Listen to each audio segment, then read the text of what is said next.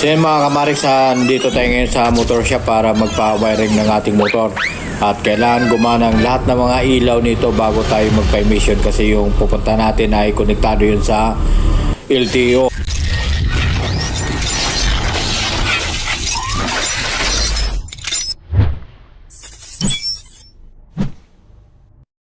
Yung sa mga kamarix, panibagong araw, panibagong vlog na naman tayo. So ang tagal nating hindi nakapag-upload ng video, ano.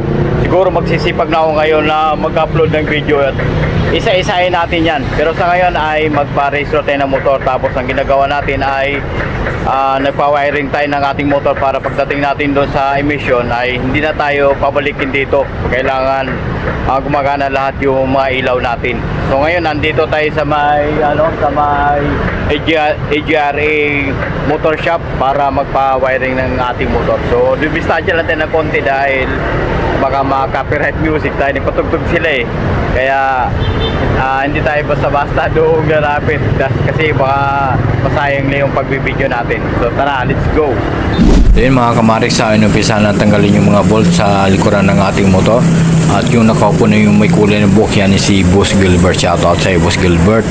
At ito na yung kasama mo, inumpisa na tanggalin yung bolt ng ating ilaw para sa plaka kasi yung ilaw natin dyan ay pundido na, kailangan palitan. So ito yan, kulay itim na yan, pundi na talaga. So mabuti na lang at mayroon silang stock nyan, kaya mapapalitan natin yung ilaw natin. Tapos ito naman yung tatanggalin, ito naman yung sa may tail light natin na pundido na rin, hindi na rin siya gumagana, yung foot brake at saka handbrake hindi na yan umiilaw. So mabuti na lang mabuti na lang at may available din silang ilaw dyan. So ongoing na tinatanggal, ayan, tinanggal na yung cover niya at ito na yung ilaw. Ito yung ilaw niya na hindi na gumagana. Ayun, kulay itim na rin, pundido na, kaya order tayo dito. Ayan, order tayo ng dalawa, kulay itim na. So buti na lang dito kumpleto sila ng ilaw, So ayan, tinesting na, kinabit na yung bago nating binili na ilaw. Okay, so kailangan kasi natin muna magpa-wiring muna tayo para mahirap na yung pagpunta natin doon, hindi gumagana yung mga ilaw natin.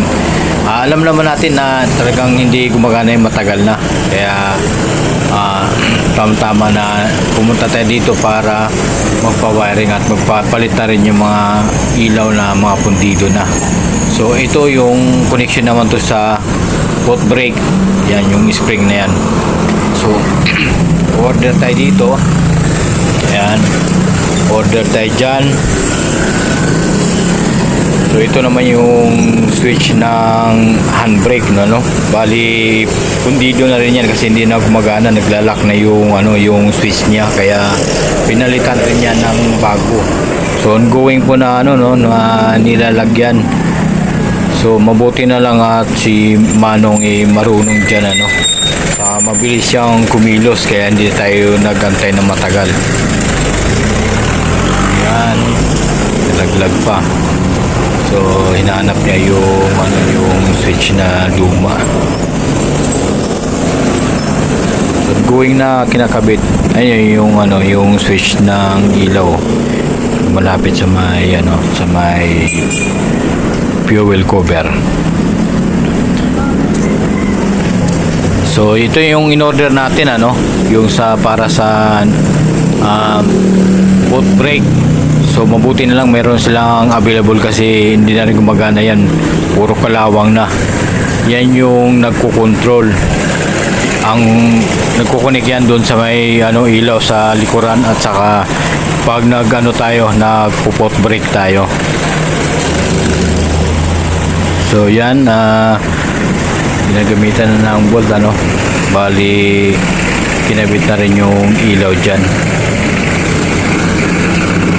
Tapos babalik na yan kung saan siya nakakabit dati, Okay.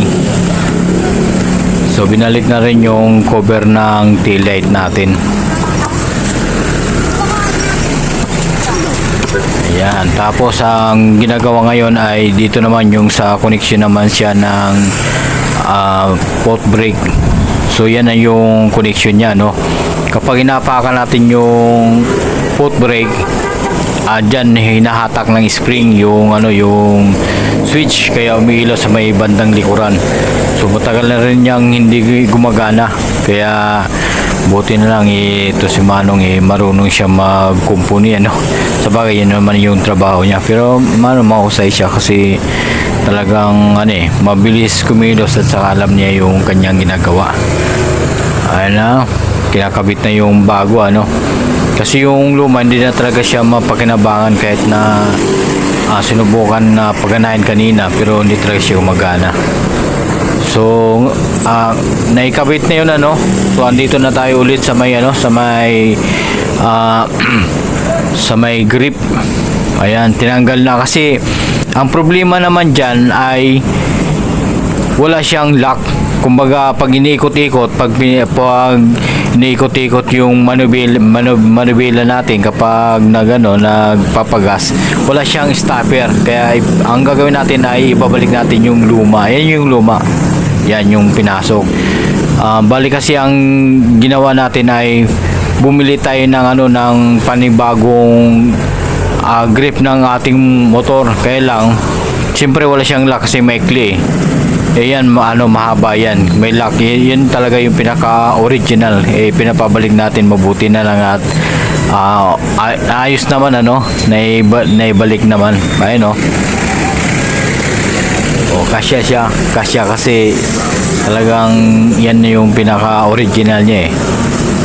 Kaya lang tayo nagpalit nung nakaraan kasi nga gusto ko na yung banayad, yung pag nagpihit tayo ng gasolinador ay hindi siya magaspang. Ito kasi medyo magaspang kaya pinalitan natin, pero siya, magastos nga lang siya sa cable kasi madalas siyang lulostrade kasi nga wala siyang stopper. So ngayon ay pinapabalik na natin at mabuti naman at nagawan rin ng paraan, naayos rin.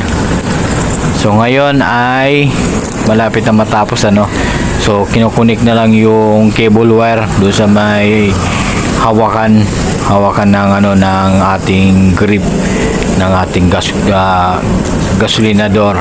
Yan, kinabit na. Buti nga lang gumagana pa kasi yung nilagyan ko ng lock yan, yung sa temporary na nilagay natin, nilagyan ko ng lock. Kailang siya natanggal. Siguro mayroon nag-ikot-ikot ng ating gasolinador kaya natanggal siya, nabali. Kaya inisip ko na ibalik yung luma. Ayun na. So hinihigpitan na, naikabit na yung connection doon sa may yung lock sa ating grip, kinabit na. Yan, gumagana na siya. Tapos ang dyan, ang gagawin na lang dyan ay ibalik yung rubber ng ating grip ng ating motor. So ngayon ay hinihigpitan pa rin, kasi medyo maluwag pa siya. Kumbaga pinagdikit lang siya ng konti para ma-testing kung gumagana siya. So naiikot naman siya, okay naman. Ayan, tapos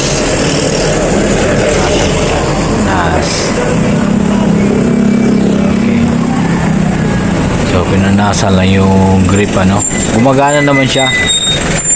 Ayan, naikabit na. Tapos ayan na.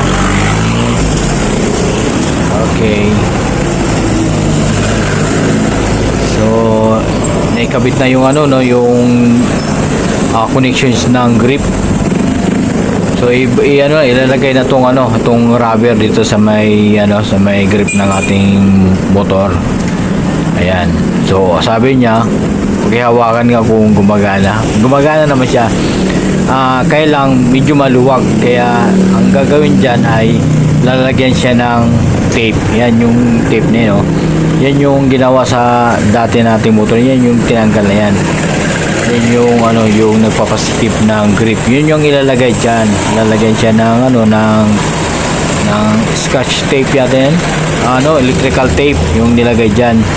Medyo ano nga na siya medyo luma na pero ang importante lang kasi diyan, malagyan siya ng electrical tape para higpit yung pagpasok niya, hindi gagalaw-galaw yung ating grip ng ating gasolinador. Yan ang purpose niyan.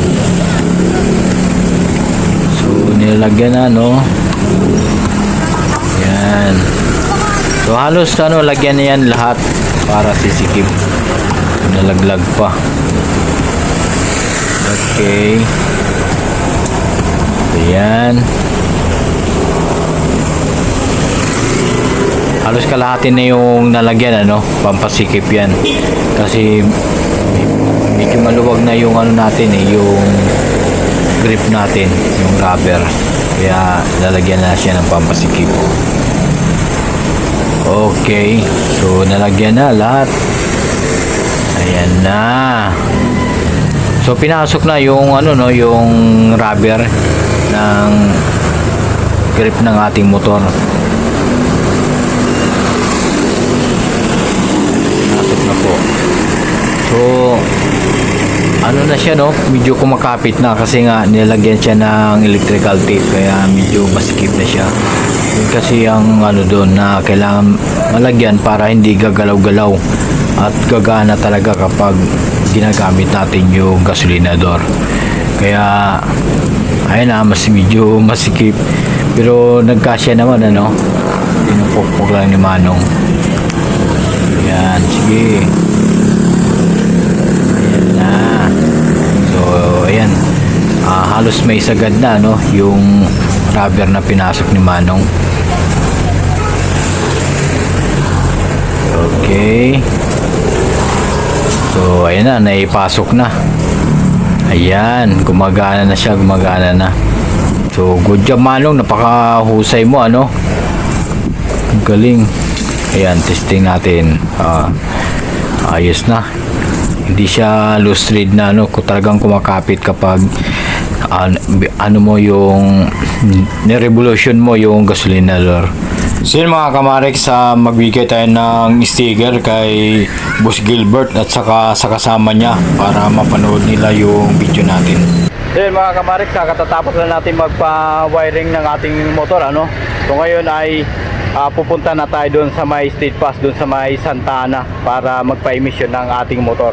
So okay na yung mga natin, headlight, yung signal light, yung foot brake light, saka handbrake light, gumagana na lahat.